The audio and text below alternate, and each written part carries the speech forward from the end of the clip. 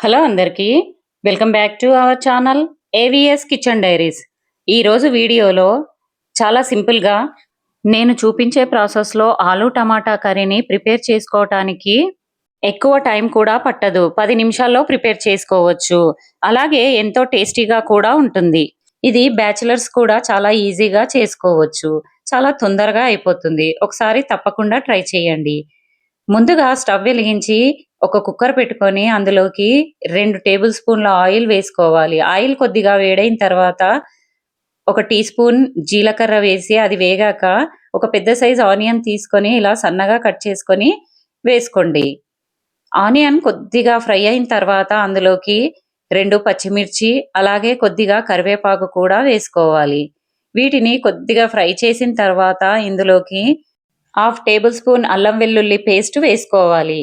అల్లం వెల్లుల్లి పేస్ట్ పచ్చివాసన పోయే వరకు బాగా వేయించుకోవాలి. ఇలా వేగిన తర్వాత 1/2 టీ స్పూన్ వరకు పసుపు కూడా వేసుకోండి. పసుపు వేసుకొని బాగా ఒకసారి కలుపుకోండి. ఇలా కలుపుకున్న తర్వాత నేను ఇక్కడ 1/2 కేజీ ఆలుని తీసుకుంటున్నాను. ఆలుని ఇలా లావుగా కట్ చేసుకొని వేసుకోండి. కుక్కర్లో వేస్తున్నాం కాబట్టి ఆలు లావుగా కట్ చేసుకోవాలి. బంగాళాదుంపల్ని కట్ చేసుకొని నీళ్ళల్లో వేసి పెట్టుకోవాలి, లేదంటే కలర్ చేంజ్ అవుతుంది. ఆలు వేసుకున్న తర్వాత బాగా ఒకసారి కలుపుకోవాలి.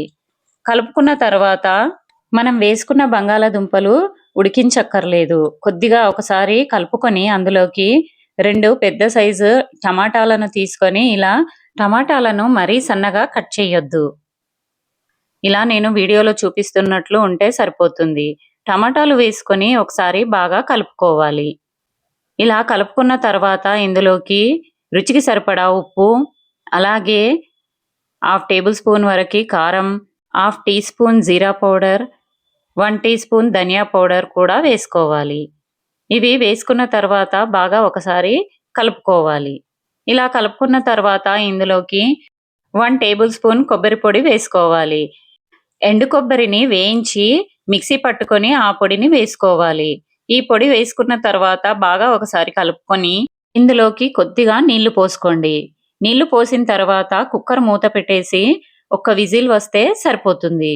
ఒక్క విజిల్ వచ్చిన తర్వాత మూత తీసి ఇందులోకి 1/2 టీ స్పూన్ గరం మసాలా కూడా వేసుకోవాలి.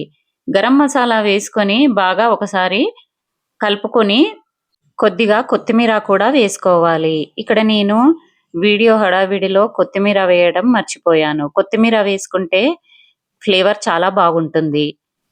ఎంతో టేస్టీగా ఉండే ఆలు టమాటా కర్రీ ఇలా సింపుల్గా చేసుకున్నారంటే చాలా టేస్టీగా ఉంటుంది. ఇది పిల్లలకి బాగా నచ్చుతుంది. ఇలా ఒకసారి తప్పకుండా ట్రై చేయండి. చాలా ఈజీగా అయిపోతుంది. ఎక్కువ ఇంగ్రీడియంట్స్ కూడా అవసరం ఉండదు. ఇది చపాతీలోకి, రైస్లోకి ఎంతో బాగుంటుంది. ఈ రెసిపీ గనక నచ్చితే లైక్ చేసి షేర్ చేయండి.